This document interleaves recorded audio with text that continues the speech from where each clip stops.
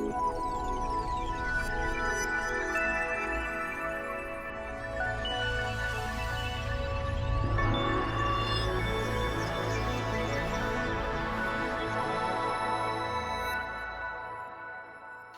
American writer Tom Wolfe, the great author of Bonfire of the Vanities, once said that a liberal is a conservative who's been arrested. I suppose a modern inversion would be that a conservative is a liberal who's been coalitioned. But liberal Democrats really only have a walk-on part in the particular drama that I'm going to talk about today. When it comes to the economy, this is very much a Tory government. George Osborne declared one very important truth. It wasn't original, but it was true. During his speech at the Dispatch Box on 20th of October, he said to govern is to choose.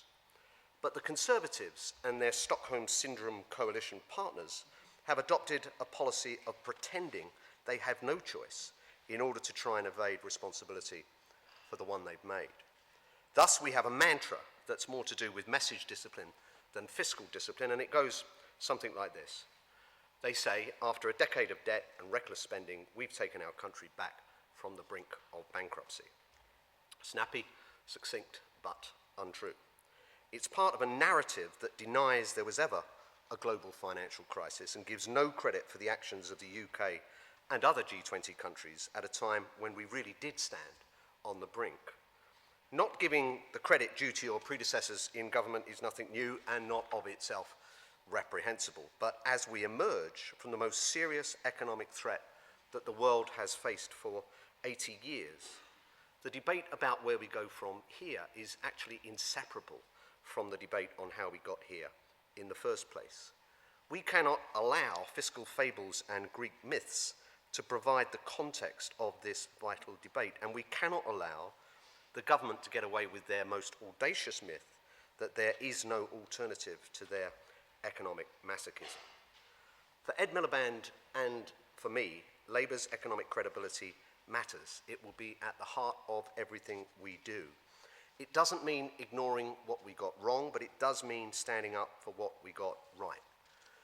So what do I want to do in this speech today? I want to establish the facts of what went before, what we got wrong as well as what we got right.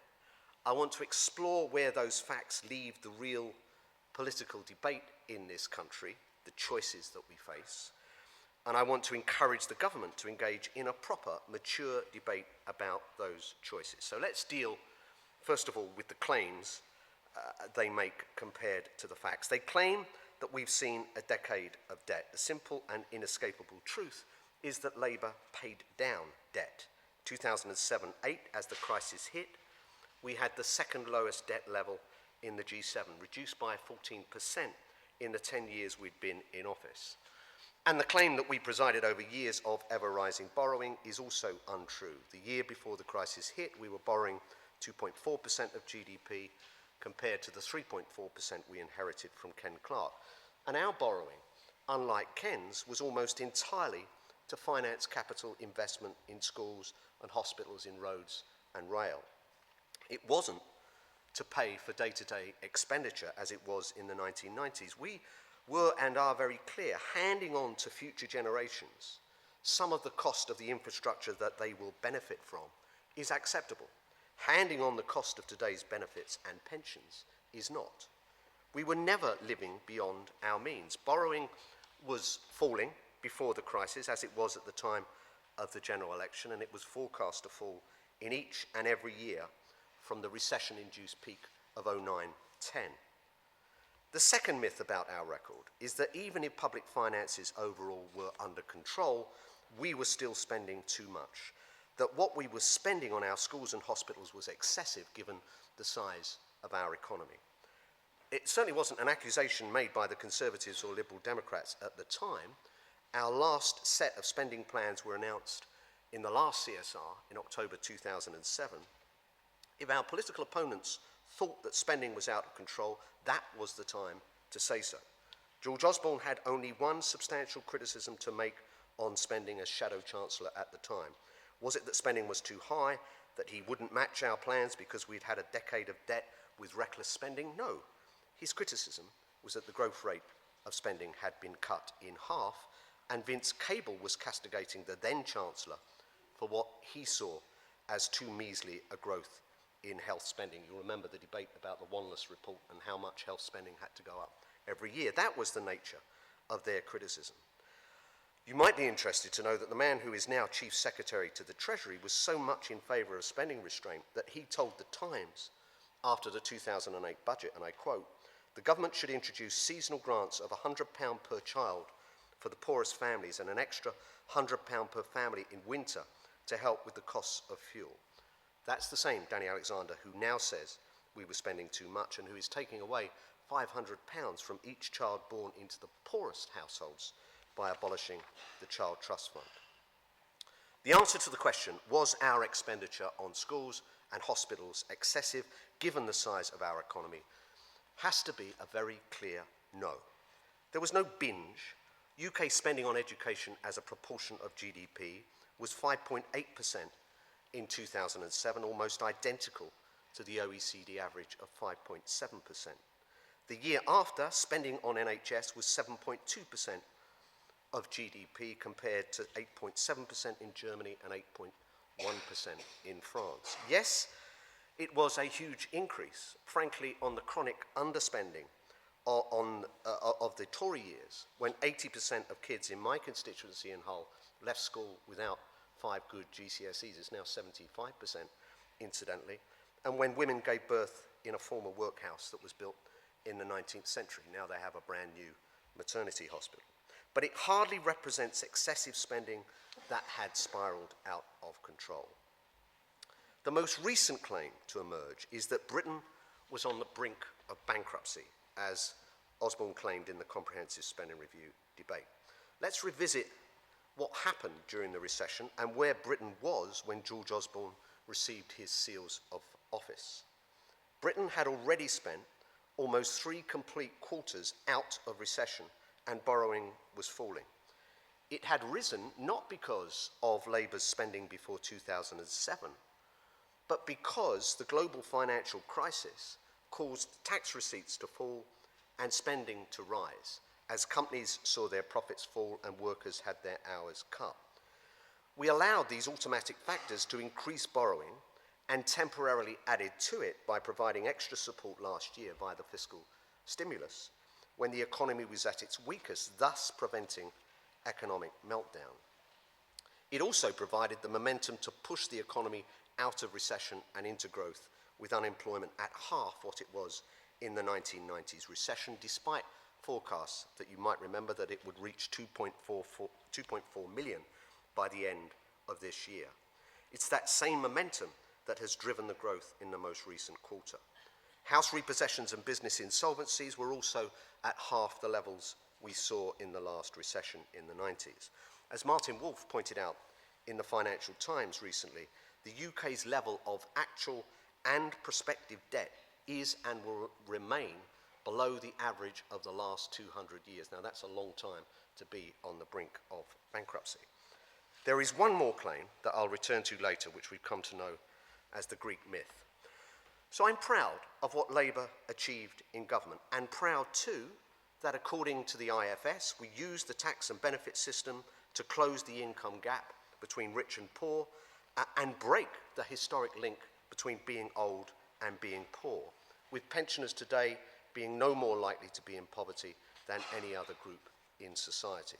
So having set out the facts and rejected the government's retelling of history with all those Orwellian overtones, let's move on to where those facts leave the debate today. Borrowing is too high and we need to bring it down. Spending under Labour was not out of control, and indeed it was strongly supported by both the coalition parties, but a major crisis has intervened since then, which has radically altered the fiscal landscape. This is a key point because irrespective of our profound and fundamental disagreement with the government about how quickly we bring down the deficit, the simple fact is that the world economy has been totally transformed over the past 3 years. Here in the UK, we've seen a fall of 6% in our national income. In the short term, that meant large falls in tax receipts and increases in spending. The automatic stabilisers worked and borrowing rose, hence the deficit. That in itself is not a problem for future spending, because if we can get people back into employment, these changes will work automatically in reverse as well. But most experts believe, and I think they're right, that around 5% of the fall in our national income is permanent. So it won't return even when the recovery is complete.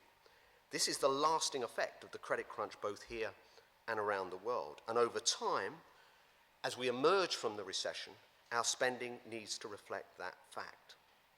But it's playground economics to work back from that in order to claim that in some way spending on health, education and extra police officers caused the global economic tsunami. In any mature, grown-up debate about the economy, it's important to admit that we got some things wrong. Aside from recognizing the failures in national and international regulation, there are lessons to be learned on public finances as well. Not the crass claims of imprudence and profligacy, but in one area in particular, the tax base, and one element specifically, its resilience.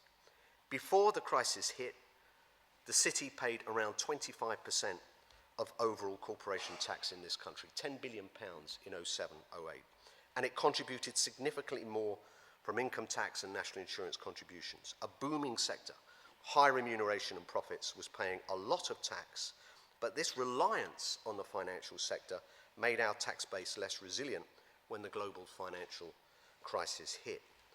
Profits in the financial sector are always heavily pro-cyclical, even more so when a recession is driven by a credit crunch. Similarly, the housing sector provides significant revenue through stamp duty, inheritance tax, and capital gains tax.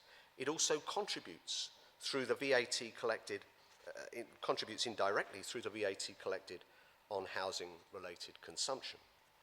Again, revenue from the sector was heavily reliant on its success, both in terms of prices and transactions. The run-up to the financial crisis saw significant increases in tax receipts from both these sectors, went from around 3% of GDP in 02-03 to 4.25% by 07-08. Receipts from those sectors were growing faster than the economy as a whole, making up half the increase in total receipts over the period. So the tax base was becoming more reliant on sectors that were likely to be particularly at risk from a downturn. Housing and financial sector receipts fell below their 02-03 level last year as the global credit crunch made its impact felt. And because the permanent hit to our economy that I've mentioned earlier, probably around 5%, is expected to manifest itself significantly in just these very sectors, this fall in receipts is contributing directly not only to the increase in borrowing, but also to the structural deficit. So what should we conclude from this? Obviously not that the actual receipts themselves were a problem. Indeed, we believe that the financial services sector was undertaxed, given the subsidy we now know government's implicit guarantee of rescue provided. No, in my view, the conclusion goes much wider. It is that a skewed tax base is a symptom of an unbalanced economy. A proper understanding of how reliant our tax base had become on certain sectors should have made it clear that our economy was too narrowly focused. To put it another way, the tax base provides a lens through which to recognize distortions of this kind and signal that the government should do more to promote economic diversity. The Office of Budget Responsibility provides an opportunity to deal with this issue. Its responsibility for forecasting tax receipts should be extended to require a regular assessment of the resilience of the tax base. This should form part of its annual analysis of the sustainability of public finances. Now, we need to be sure that the OBR is truly independent, genuinely transparent, before we attempt to amend the bill that's currently in the Lords to extend its remit in this way. But provided that's the case, I think such an amendment would be sensible. The final aspect of the serious debate about our economic future requires honesty from the government. There is a school of thought that supports a much smaller state sector, that believes that the public sector crowds out the prospect of private sector jobs, that accepts public services as a safety net, but rejects their role in securing excellence as mainstream providers. It's a view that I fundamentally disagree with. It's a view that my party doesn't subscribe to, but others do. From some of the hyperbole we've heard in the House from the government benches, you'd be forgiven for thinking that they'd spent the last 13 years in opposition arguing that position, opposing investment in public services. But as I've already demonstrated, they continue to support our spending plans and indeed argued for more until after the collapse of Lehman Brothers. But leaving this aside, now is the perfect opportunity for those who believe it to make that argument openly and honestly, to say that the scale of the spending cuts, which no other country is following, including those with fiscal deficits as high or higher than our own, is in pursuit of the ideological objective of a smaller state. This may well be what is driving this government to cut deeply and quickly, and to do so at a time when recovery is far from secure. It's important to remember, as I've said, no other country is going this far, this fast. The US, which has a higher deficit, plans to reduce it by less than half over the next 5 years. Japan, which has roughly the same fiscal deficit, has learned from its experiences over the last decade and is cutting by less than a quarter. Our plan to more than halve the deficit by 2014 was robust, completely in accordance with the G20 Pittsburgh Accord in 2009 and indeed the Toronto Accord after we'd left government in July this year. The government quotes approval from organisations such as CBI, OECD and IMF. I respect those organisations, but as I said in the CSR debate, the Irish government could quote such approval for their eye-wateringly tough measures, and they're back in recession with further drastic bad news this morning. Politicians do not just deal in the cold calculations of economic institutions. They are responsible for engaging in the reality of people's lives. We live in uncertain times. No one can predict with any clarity how the global economy will perform over the coming months. The Bank of England's quarterly inflation report admitted as much yesterday.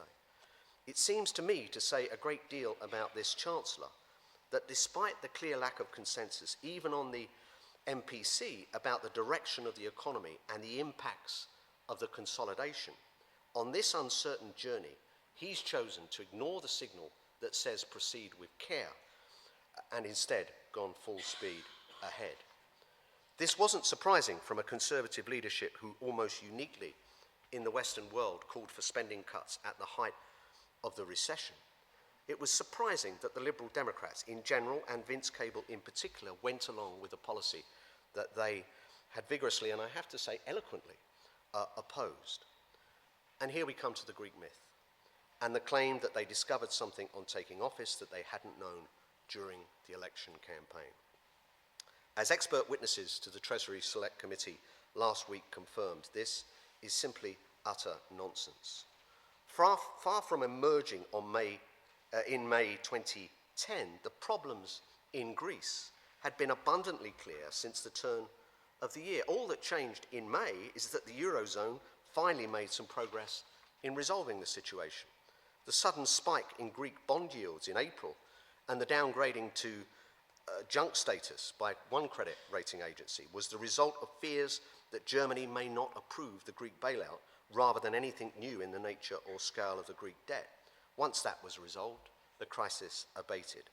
We know this from first-hand experience. Nick Clegg is fond of mentioning the important meeting of EU finance ministers that took place the weekend after the election, but he wasn't there. Neither was George Osborne. They weren't in office. Alistair Darling was, and as he said, the only thing that changed that weekend was Nick Clegg's desire for a ministerial car. And so our approach to reducing the deficit, ensuring that there was sufficient private sector momentum before the public sector cuts began, cutting back more carefully with genuine protection for the poorest and most vulnerable, and with a meaningful strategy for jobs and growth, was a continuation of the approach we took to bring this country through the global recession. Because for us, jobs and growth need to come first. If the recovery is undermined, it will cost us more. For every 100,000 people who find themselves out of work, it costs the taxpayer £500 million in benefit payments alone. The government itself tells us that its plans will see 500,000 jobs in the public sector going. PricewaterhouseCoopers have predicted that the same number of jobs will be lost in the private sector as a direct consequence of those public sector job losses. And that's an important point. This isn't about arguing that the public sector should remain the size it is now. It's about understanding that when the world economy faces a difficult time and the recovery at home remains fragile, now is not the time to be taking a gamble with people's livelihoods. 2 years ago, the world's leaders showed that they could act together in the face of economic crisis.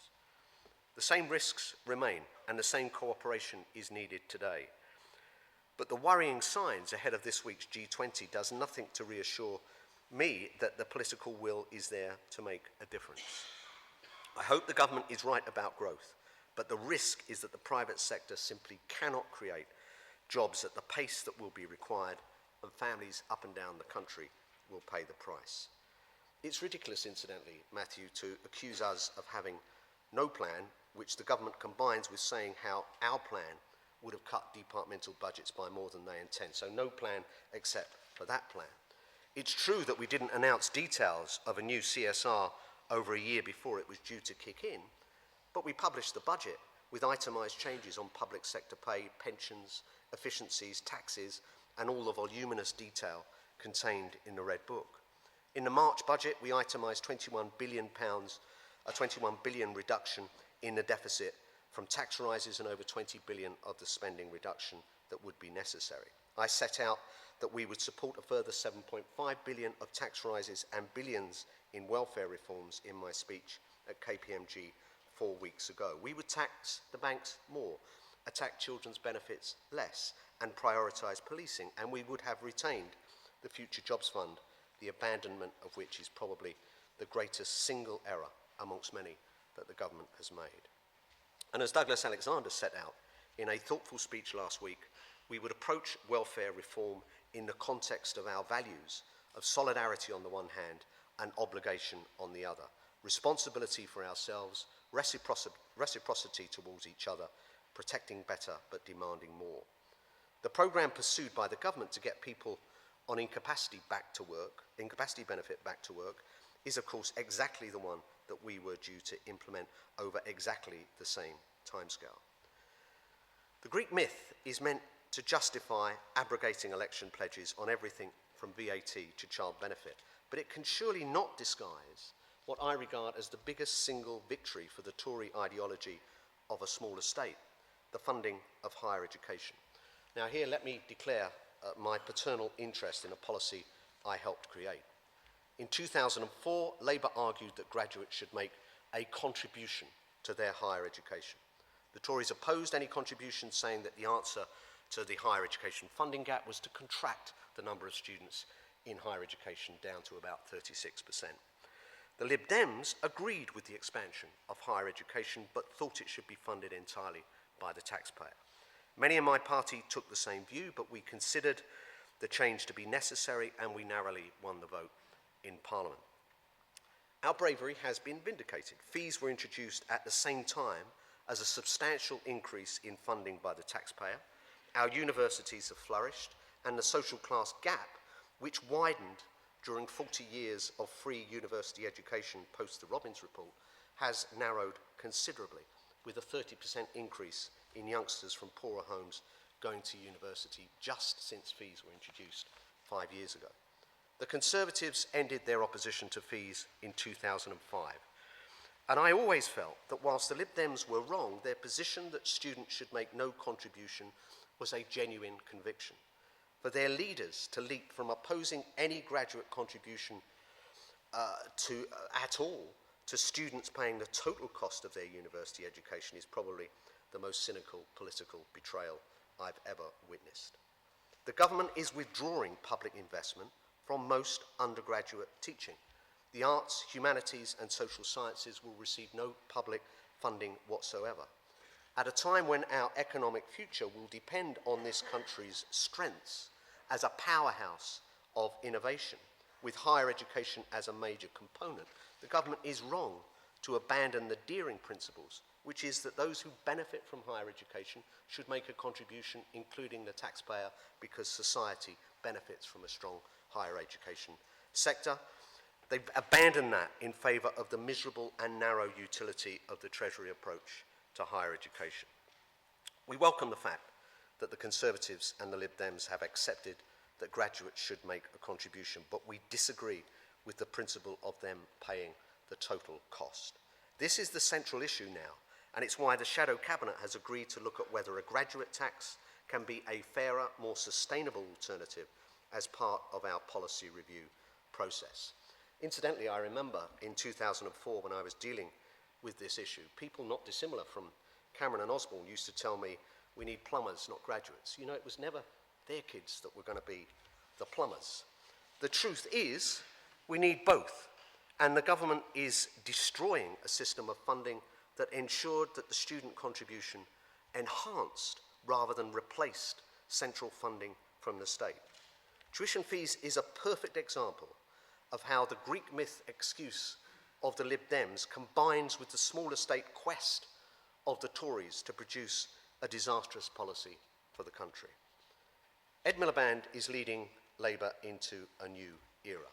We will use opposition to discuss and debate, to reflect and renew. No party, having lost power, can ignore its record in government, but in today's economic climate, with the country going through a difficult period, it's essential to keep returning to the question of how and why this happened.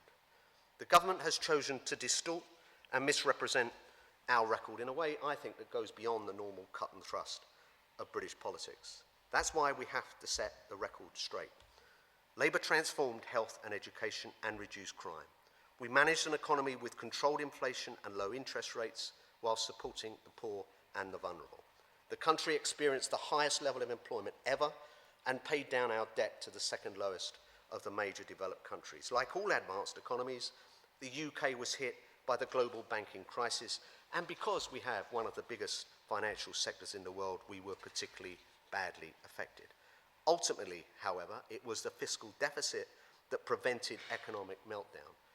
No responsible government could have avoided it, but we came out of recession with nearly 1 million fewer unemployed than expected, minimal repossessions, and not a single penny lost to British savers in UK banks. Our plans to reduce the deficit were robust and more considered than the reckless gamble that the government has decided to take with our economy and our public services. We need a mature debate about our economy. Just as the causes of the current global crisis are complex, so the solutions must admit to greater complexity, fewer unavoidables, and a consideration of genuine alternatives. We stand ready to engage in an honest debate with the government on these issues when we move beyond the fables and myths to the complex reality of the problems we face. I think this is the very least the British public should be entitled to expect. Thank you. Well, thank you, Alan. Now, we've got about a quarter of an hour, so the way I'm going to use it is I'm going to ask a couple of questions for the first 5 minutes. I'm going to open it up to you, fantastic, wonderful human beings, for the next 5 minutes, and then at the last 5 minutes, I'm going to let some journalists ask some questions. Not that I'm not suggesting that journalists aren't wonderful human beings, of course I'm not. Can I start off? I want to ask, we've only got a couple of minutes, I'll be brief. A social question, economic question, and political question. So the social question I'll ask is, we saw the demonstrations yesterday from students. I was reading last week that lower middle-class families, if they've got children, are going to lose in the next year about between £1,000 and £2,000 a year, depending on whether they've got children getting educational maintenance allowances, etc., etc. You remember the furore around the 10p tax rate. That was 240 quid people were losing. What's your kind of view of how the cuts and austerity are going to impact on British society, and what is going to be the kind of response that we're going to see? And what challenges does that pose to you in terms of opposition?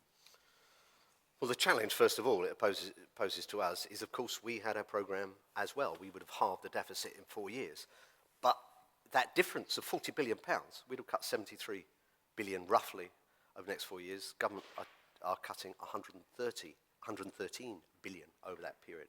And it's kind of the difference between natural wastage and compulsory redundancy if you're shedding staff. And it's the difference between whether you can have a system of higher education that does allow a contribution from the centre, rather than, as I say, this Treasury view, which was around when I was higher education minister. Wouldn't it be great if we just transferred all the cost of higher education over to the students from the taxpayer? I hope it doesn't have, I want this country to succeed and come out of recession. We're out of recession, but to get back on a even keel and to get beyond this. I want that to happen without social unrest, and I hope it does. And I think yesterday what we saw was a very responsible demonstration by the National Unit students and a very irresponsible minority causing that problem. But I do worry that at the end of this period, we're going to end up with a more miserable, reduced, shriveled kind of society, either because of what we've done with universal benefits, which have been a political, across political support, invented by a Liberal Democrat, introduced by a Labour government, supported by various Conservative governments. We're going to lose that principle of universality. We're going to end up with a situation where the poor and the most disadvantaged are treated badly. Witness the fact you lose 10% of your housing benefit if you're unemployed for more than a year, even though you're in a situation now where 5 people are taking every job. And some of the things like the Child Trust Fund, which wasn't a huge thing, but was a little something planted there so that when they get to the age of 18, every child has some kind of collateral behind them. And all of that is going to disappear. And I think we could have found a way around this and through this without doing that. When I was in number 10, I remember on several occasions talking about what felt like intractable problems, the rising cost of housing benefit, the problem about the stock of people on incapacity benefits. Now, this coalition, if you've been critical of them, you might say using the cover of austerity or whatever your kind of framing of this, are going to tackle those issues, which in a sense, my impression being inside the machine, Labour was unable to tackle because it just felt they were too politically dangerous. So in a kind of opposition context, how is it you avoid being in the position where, in a sense, you're almost, as it were, against reform and against change, even when, however brutal the process, if this coalition does manage to address the stock of people on IB, if it does manage to address the problems of growing cost of housing benefit, ultimately, those are problems which government has kind of wrestled with for some time. True, and it does take a lot, and I was there. I was one of the Secretaries of State of Work and Pensions at the beginning of the process in 2004, when we looked at 2.6 million people on incapacity benefit, gone up from 700,000 in the late 70s, because as people left the coal mines and the shipyards, they were encouraged onto incapacity benefit. No one denies to keep unemployment benefit down. So they were told to go away, be the passive benefit recipients of benefits for the rest of their lives. The start of that process was amazing, because what we were doing, it was not saying get back to work. 90% at least of these people, yes, there's some scallywags, 90% want to get back to work if they have a bit of help and a bit of support. And so it's quite an expensive system, but what we were doing is saying, come in, if you've been on incapacity benefit the first 6 months, we started off, come in, we'll give you some help, a counsellor that will stay with you, we will give you some therapy, whatever problems, mental health problems are a big issue here. If you go back into work and it doesn't work out, you won't have to go to the back of the queue to come back into incapacity benefit, which was a disastrous system that prevented people having a go. What did we find? We found people knocking our doors down who've been on incapacity benefit for 10, 15 years saying, I want to be part of this program. And so what that proved to me is it's a long process and it takes a long time. And Ian Duncan Smith, I've got a great deal of respect for, he's implementing exactly that program. We stopped the flow and started to reduce the stock on incapacity benefit. And that's like turning around, the famous tanker. If you approach it in that way, and Douglas Alexander was very clear in his speech last week, we believe that a job is something people want. People who've got severe disabilities. David Blunkett told to be a brow typist or a piano tuner when he was 12. That's all you can do. And he ended up being Secretary of State for Education and Home Secretary. We need that collateral and that contribution to our society. If you do it the right way, it can work. If it's being tough to be punitive, then it's not going to work at all, and we won't support it. So, for instance, that 10% on housing benefit. For instance, the fact that the CSR actually made it more difficult for people to get back into work because it added the childcare element of working tax credit.